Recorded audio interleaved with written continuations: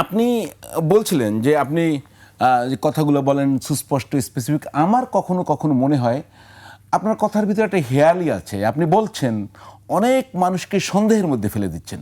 অর্থাৎ স্পেসিফিক না হলে যেটা হয় আমরা শুনি না। আপনি সাম্প্রতিক সময়ে সর্বশেষ আপনার আলোচিত বক্তব্য একটু বলি, তারপরে দেখাই, মানে টক শুনিয়ে।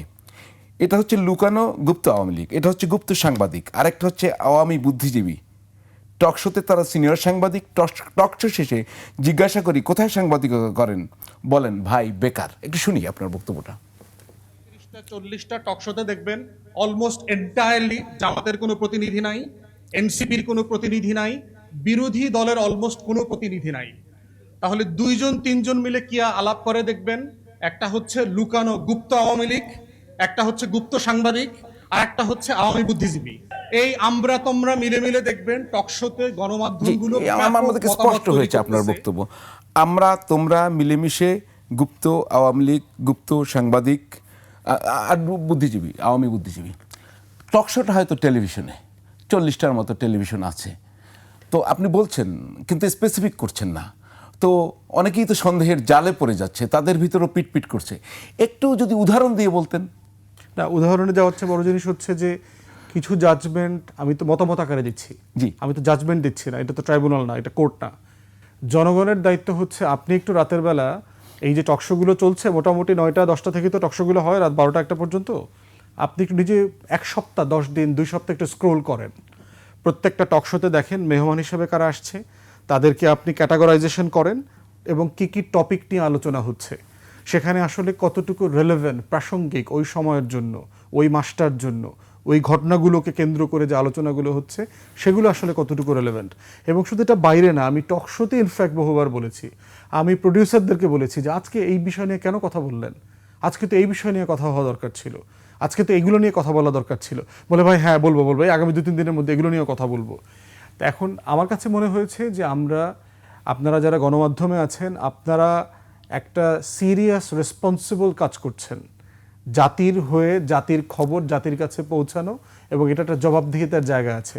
চিন্তা করে দেখেন তো, যে আজকে আপনি আমাকে এখানে শুনানিতে নিয়ে আসছেন, আইনে আপনি আমাকে গ্রিল করতে পারতেছেন, এটা ফাইন, এটা গণতন্ত্রের জন্য খুবই জরুরি।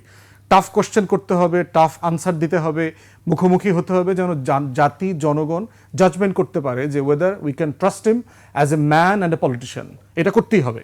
Do you think am I grilling you? না, এটা ফাইন, এটা বলতেছি আপনি কঠিন প্রশ্ন করবেন, এটাই রেসপন্সিবল কাজ সাংবাদিকতার জায়গা থেকে।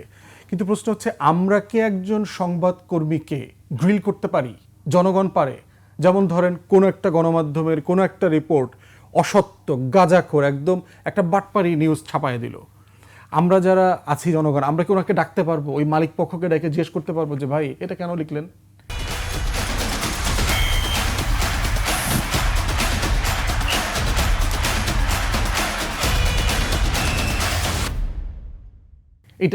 এইটা নিয়ে টকশো আছে কিনা, যে আজকে এই গণমাধ্যমগুলো এই ধরনের মিসলিডিং নিউজ করতেছে।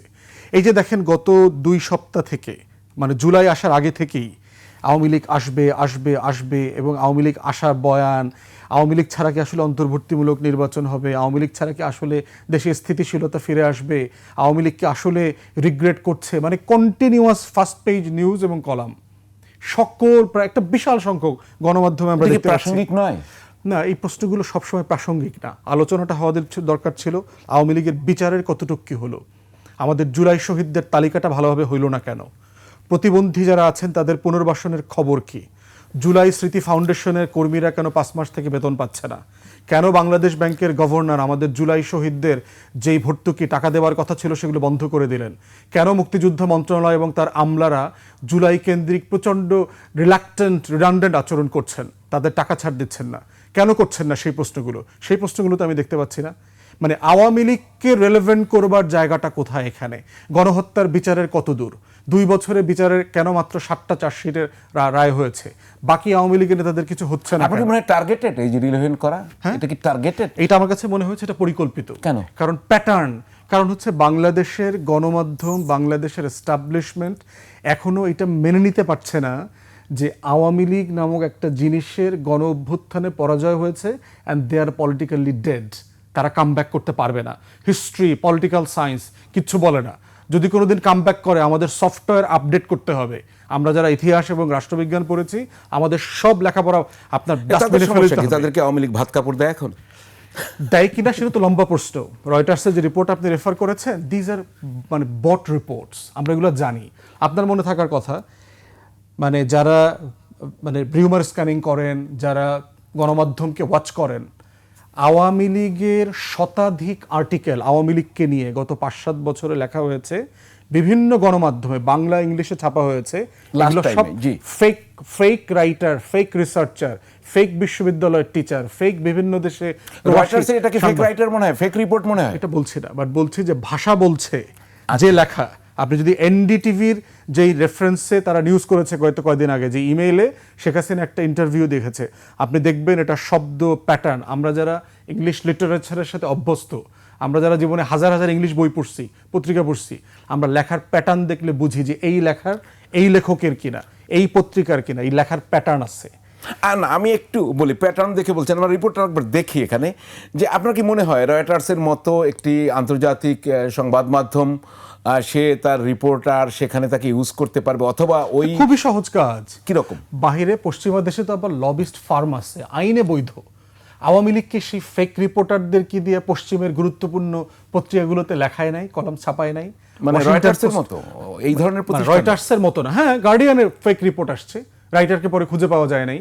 ওয়াশিংটনে পোস্টের লেখা আসছে, পৃথিবীর এরকম বিভিন্ন গুরুত্বপূর্ণ মাধ্যমে, অস্ট্রেলিয়ান পত্রিকাতে লেখাজোখা আসছে, বাংলাদেশের ইংলিশ পত্রিকাগুলোতে লেখা আসছে, ইন্ডিয়ান পত্রিকাতে তো আসছেই, ফেক রাইটারদেরকে দিয়ে লেখা হয়েছে, শত শত রিপোর্ট এরকম আসছে আপনার। তাহলে প্রশ্ন হচ্ছে, এটা তো বৈধভাবে করা সম্ভব।